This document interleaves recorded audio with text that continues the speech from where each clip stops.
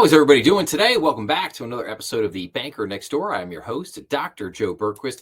Today, I wanted to talk to everybody about cybersecurity and how can we make that a part of a bank's culture. If you recall, last week, I did an episode on enterprise risk management, ERM, and basically, how do you make risk a part of a bank's culture? Now, we're going to look at cybersecurity. How can we make that part of a bank's culture? Now, in today's episode, we're going to go over 5 blog posts from PCBB. I have included links to all 5 of those blog posts in the description down below if anybody would like to go and take a look at them. But let's jump in here. And so this first one is titled 5 Tips for Making Cybersecurity Part of the Company Culture. So cybersecurity is becoming a top strategic priority for banks. Given the risk of cybersecurity, we look at 5 ways to effectively combat cyber threats by embedding a strong cybersecurity culture and good cybersecurity practices. So what are the 5 here? So number 1, ensure it's a strategic leadership objective. So a robust cybersecurity culture starts with strong leadership and board support. When the CEO and board prioritize security as a key objective, it's more likely to filter down to the entire organization. Leadership should embed cybersecurity into their strategic decision-making, allocate resources to help manage it effectively, and promote cybersecurity initiatives. Without leadership support, a weak security culture can undermine accountability and put CFIs at risk. This is what we call having a champion. You must have a champion in the organization that basically, kind of picks up this ball and runs with it and makes sure that it's getting carried out. But it needs the kind of the purview of everyone in the organization. So even if the CEO says, hey, I'm going to give this to you, C-suite executive, you're going to, handle this and run with it. Maybe the chief risk officer or the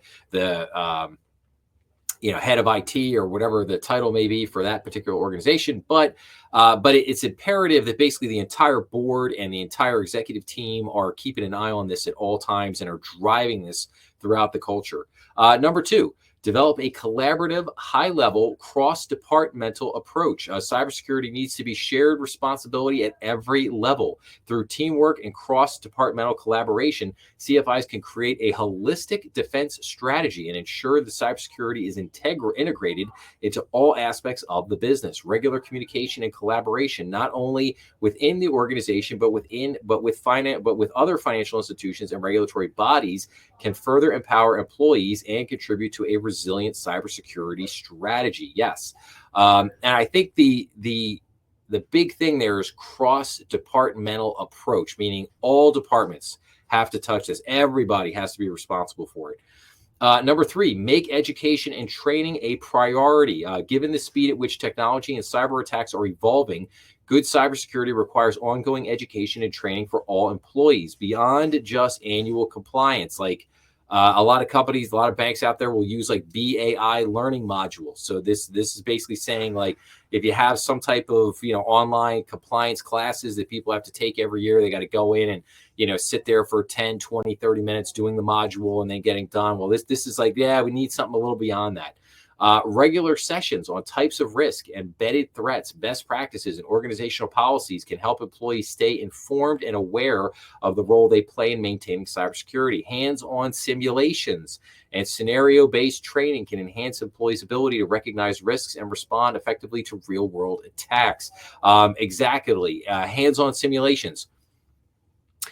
You get this email. Why shouldn't you click on that email? Oh, well, because it can put malware. It can open you up to ransomware. It can do all kinds of funky things. Hey, the picture on that email didn't download. Why is that? Oh, well, because there are things that could be embedded in that picture that you don't even realize could be there. Just a lot of different, the little things. It's all about the little things.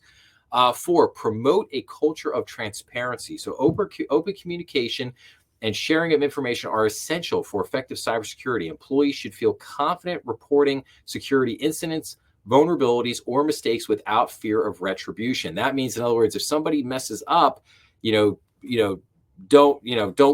kill them on the spot, because you don't want to create a situation where all the employees are terrified to basically bring bad news to you because they're afraid that they're going to lose their job and it's going to be horrible and all that kind of stuff.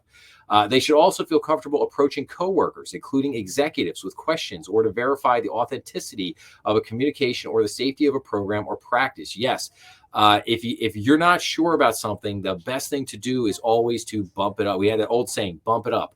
Go up to the next person up, see what their thoughts are, see what the issue is. And then 5 is maintain robust policies and procedures. Alongside ongoing investment in up-to-date security and threat detection technologies, CFIs need to ensure that their teams are familiar with good security hygiene habits. These include regularly updated software, using multi-factor authentication, adopting a zero trust approach, and requiring strong and unique passwords or passphrases. Additionally, CFIs should establish clear guidelines and protocols for responding to and reporting potential security incidents to help maintain a secure environment. So, yes. So, again, just to recap. Number 1, ensure it's a strategic leadership objective. Number 2, develop a collaborative, all-level, cross-departmental approach. Number 3, make education and training a priority. Number 4, promote a culture of transparency. And then number 5, maintain robust policies and procedures. Now, why are we doing some of this stuff? Let's just take a look real quick at some of the things here. So here's protecting your website domain from common attacks. Attacks on domain name systems are rampant and can result in major problems. A compromised domain name could cause myriad headaches for both the company and its customers. So some top DNS threats. Number 1, information threat. Number 2, Trojan horses. Number 3, ransomware. Banks, beware these threats. Here are a few of the most worrisome DNS threats right now. RAT, remote, it's kind of funny. Remote access Trojan. APT, advanced persistent threat. Botnet. And then Dropper. These programs are dropped into an FI system and used to deliver and install malware. And then it gives a number of things like how to fight back. But then let's look at others. So the importance of Bluetooth security. As Bluetooth usage becomes more prevalent and scammers increasingly use it as a way to hack people's devices, CFI should pay closer attention to related security measures. We have Bluetooth fraud. Digital fraudsters are becoming increasingly savvy, resulting in $10 billion in total fraud losses in 2023. Whether through blue bugging, a cyber hacking method where fraudsters exploit vulnerabilities in Bluetooth to take over control of a device, or bluejacking, where malware can be installed on a device when an individual unknowingly clicks on a malicious link. There are multiple ways that hackers hijack an individual's device and access sensitive personal information. And then it goes into like Bluetooth security measures, device pairing, fingerprinting, two-step authentication, customer education. And then finally, the last thing here is protecting your institution from ransomware. As ransomware ramps up, basically ransomware attacks hit a speed bump in 2022, but the respite was short-lived. Ransomware attacks rose again in 2023, so this is no time for banks to let their guards down. So it kind of gives a ransomware primer, who's at risk, and then what can you do about ransomware attacks? So back up all data regularly, build and maintain strong cybersecurity systems, train and constantly update all personnel, strengthen credential security, buy cyber insurance to help cover costs from attacks. So these are just 3 examples here. We've got ransomware, we've got Bluetooth security, we've got website domain attacks. So there's just a lot of stuff there. And then finally, the last thing here is so basically, how do you deal with this ever increasing cyber threat? How do you deal here? So from the FDIC's 2024 risk review, they highlight key operational and cyber risks facing financial institutions. So number 1 is operational risks to banks remains critical. Number 2 is ransomware and supply chain attacks. Number 3 is geopolitical events have sparked a rise in cyber attacks on banks and infrastructure. Number 4 is check fraud continues to rise despite a decline in check usage. And then number 5, the adoption of quantum computing and generative AI could pose significant risks to critical infrastructure. And then how to prepare and prevent cyber attacks, provide regular ongoing cyber risk awareness training. Number 2, access third-party risk and security. Number 3, implement strong mobile and network security measures and cybersecurity practices. Number 4, employ robust threat detection and response tools. And number 5, develop an incident response plan. So these are all great things here, but it gets back to, why do you want, at the end of the day, this is why you need to create a culture of cybersecurity in your bank and in your company. And it's something that, just like enterprise risk management, as another example, it's something that needs to go from the top down and needs to permeate throughout your entire organization, throughout every level, every department, every employee.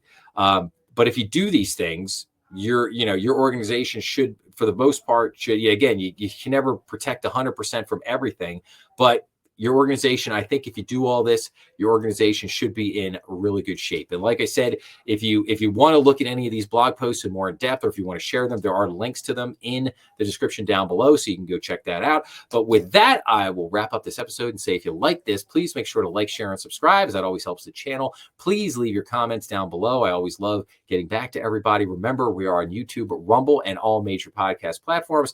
Please be sure to check out some of the other content on the channel, and I will see everybody again real soon. Thanks a lot.